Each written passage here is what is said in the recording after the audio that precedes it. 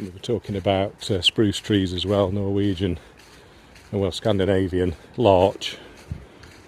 We've got a few of them round here, and we had a guy sent me comments yesterday actually that he didn't realise they were Scandinavian, but they got them there over in the USA. And what an unusual tree they are. They do grow very fast, and that's why they become a popular paper tree around the world, but they can also self-seed, and I believe they've self-seeded here in Sheephouse Wood.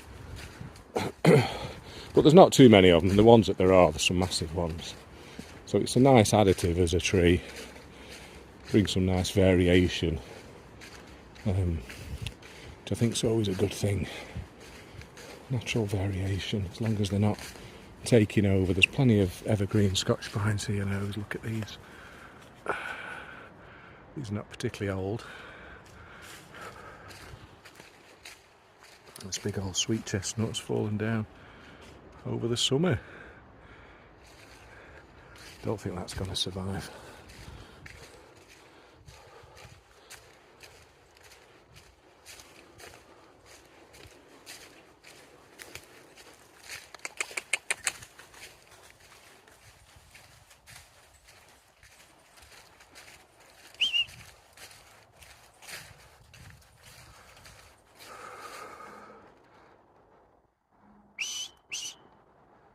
What's she saying?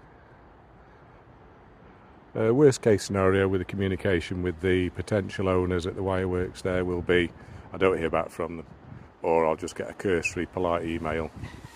Pheasant up, that's what she was after. That'll be worst case, but at least if they acknowledge they own it, then potentially,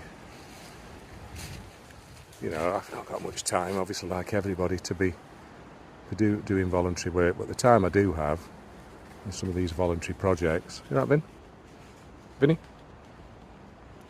The time I do have, I would like to help with local voluntary projects. I